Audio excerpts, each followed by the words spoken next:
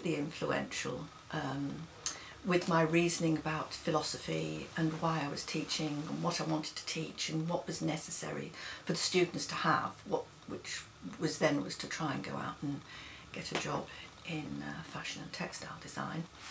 But also he was interested in the fact that I was an embroiderer, a hand embroiderer, and when I had looked around Bristol for some time I became absolutely fascinated by the light.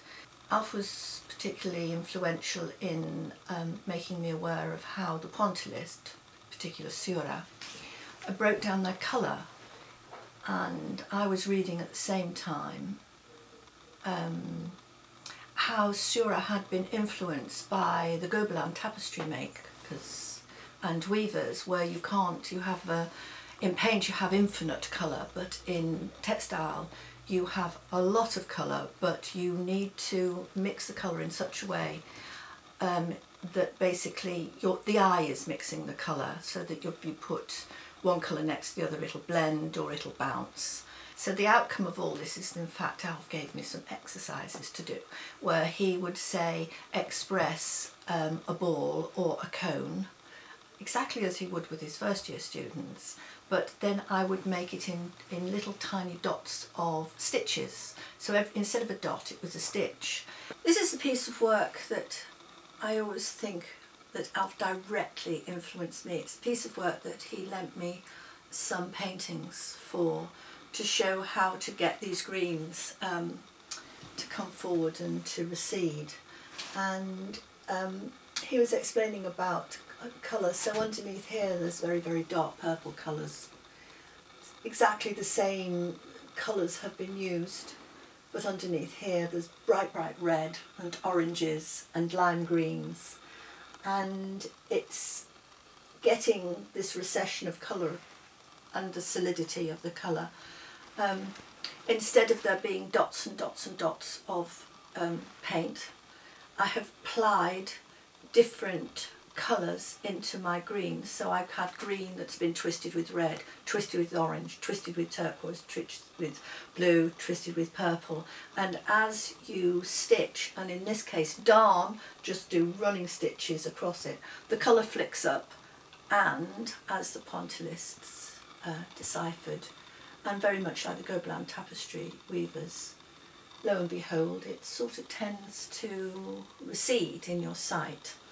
I don't fully understand the laws of colour, but I'm conversant with them enough to understand how this piece of work works, and certainly one can see how this flicking of colour that naturally occurs when you apply fabric together would, with very, very careful attention, be translated into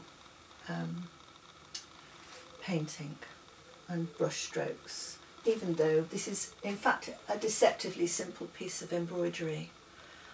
I think the scale of it is not big enough, but it's as big as I can manage, and whenever I see the work I'm reminded of Alf.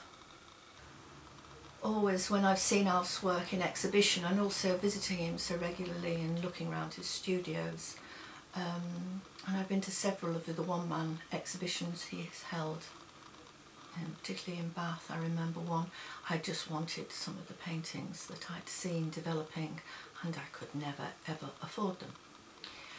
And although eventually Stephen and I did buy a lovely painting of his quite a few years ago now, before that he gave us a painting, and it was really like a little oil sketch, and it was very, very sentimental, totally Alf, and amusingly featured my dog Archie, well, our dog Archie, but it was my dog really, and Catherine, his wife, always thought that Archie and Alf were the same spirit, and I sort of know what she meant. He was my first dog and I utterly adored him, and he was spoilt rotten. The story goes about my wonderful dog Archie, who features in this painting, is that although we were living in Portishead for some time, and I knew, and Alf was still living in Bristol with Catherine, and I knew that Alf would just love Portishead because it's near the water, and he was in the Navy, and all the stories about the Navy, and I just knew he'd enjoy the whole experience of the garden, and possibly might do some work from the view that we all share. And he used to come and dog sit when we went on holiday or for weekends. He'd come over and he'd just look after Archie, and he seemed to enjoy it a lot. Eventually Catherine also found that she was attracted to the place, and they decided to buy a house. But before that, Alf decided they were going to get married. And the marriage was not easily decided upon, mainly because, according to Alf, Catherine couldn't decide what to wear. I can understand that. And he said to me, you're a fashion girl, take her to London and get her to get something to wear for the wedding. Can you do that? And if you can, I'll marry her. I've told her I'll marry her when she's found something to wear. So off we set to London to buy Catherine a dress. It took all day and a considerable amount of prevarication on her behalf and a sort of charm on mine. And eventually we did purchase the most wonderful, beautiful, long, red, glowing silk dress in which she looked stunning. And so we returned home with the dress and a little jacket, and they duly got married. Alf and Catherine asked Stephen and I to become the witnesses for the wedding, and on the morning that we picked them up in Bristol, I remember, he came to us with this little present and a present. He said, I want to give you this for helping Catherine choose the dress, and therefore for this day. And he gave us this wonderful painting of our garden with a boat sail, with the copper beach, and our dog Archie, and a very glamorous sunset. And it's a little bit of a joke, but it isn't. It's exactly how beautiful this place is, and it's very romantic, and we've loved it, and it lives in our hallway, and we see it every single day, about 20 times a day.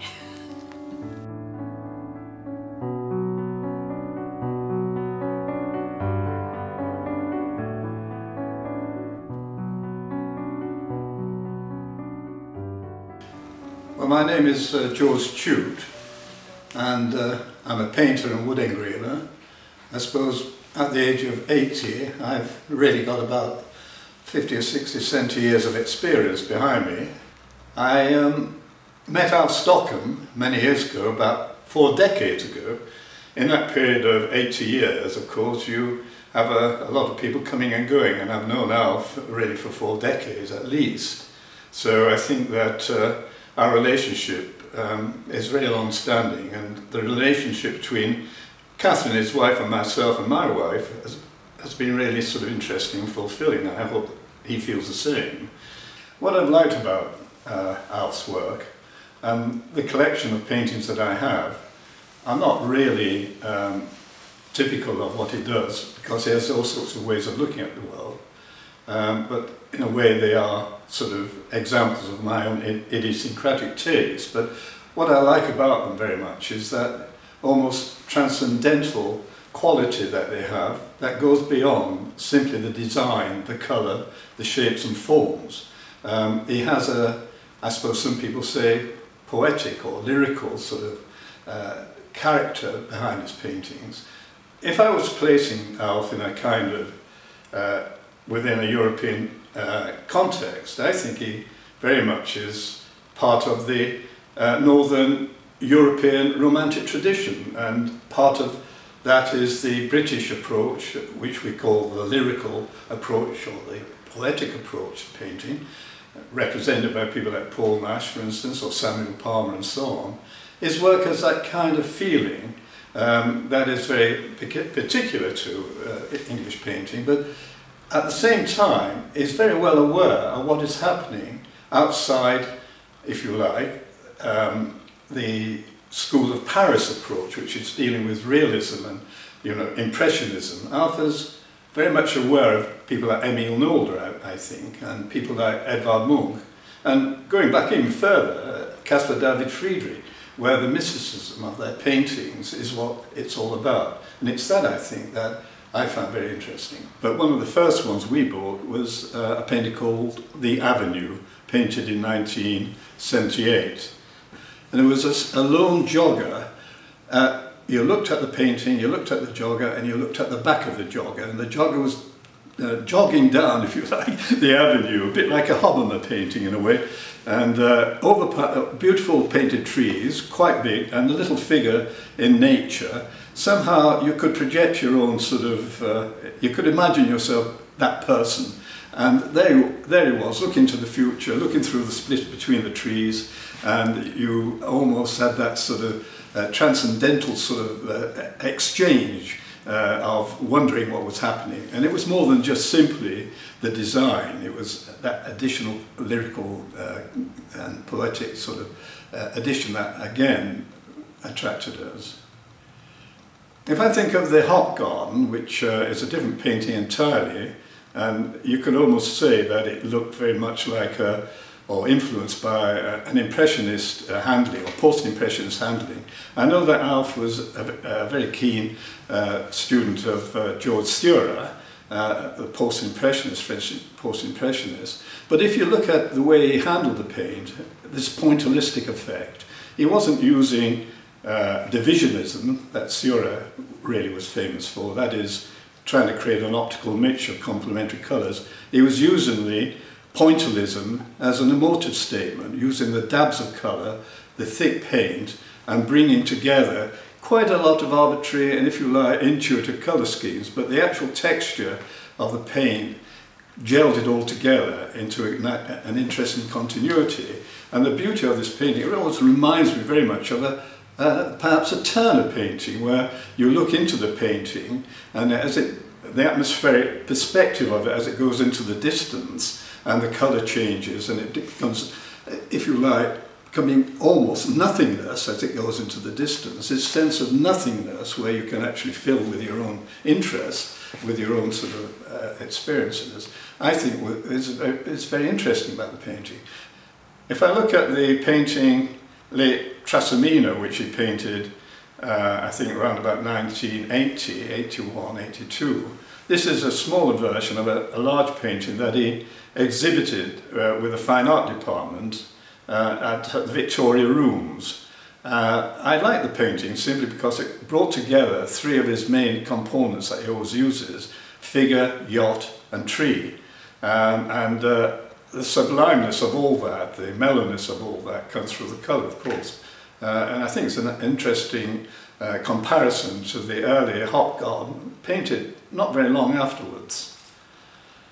The painting that I think I have most connection with, I bought at the Kilvert Gallery in Wales where Alf had a mixed exhibition, and it's a figure, again a white figure against a mellow yellow background, and we're looking at the back of the figure, and the figure is moving into the distance, again triggering off, I believe, that kind of connection with some of, say, the paintings of Munch, where you've got these solitary figures looking into, wondering where we're going, what's going to be happening, and so on.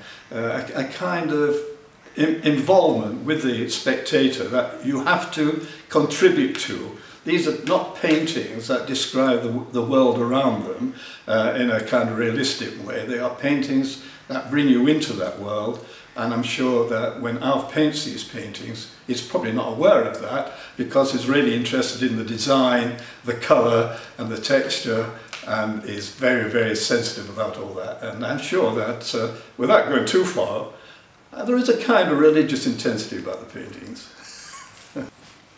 Underpinning, of course, all this is a much more practical relationship, because both of us shared an interest in travelling to different galleries, and we did spend quite a bit of time in Normandy together painting, visiting places in Treboul where Christopher Wood had his, where he worked and painted, and we actually stood in his room, which was a bit experience. And also Quimper we went to, Pont-Aven, Gauguin, where the symbolists. These all were connected very much with our interest in modern painting, of that northern school, that kind of symbolist, mystical background. Unfortunately, Alfred's not as fleet of foot as he used to be.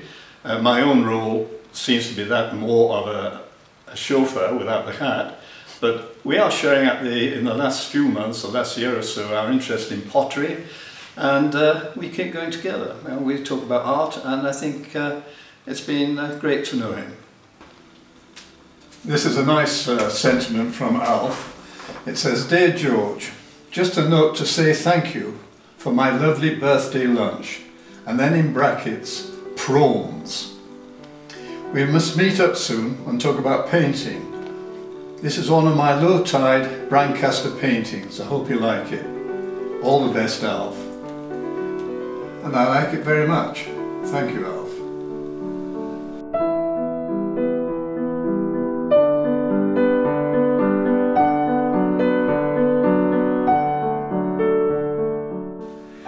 So I'm Stuart Geddes, I'm a painter and I teach at art school, and I first met Alf when I was a student at Bristol Polytechnic, as it was then, in the fine art department. And I was in the first year, and Alf I think was mainly a third year tutor, and there was this guy wandering around with a Batman Turner Overdrive moustache and a strange sort of puffy waistcoat and these hospital porter trousers.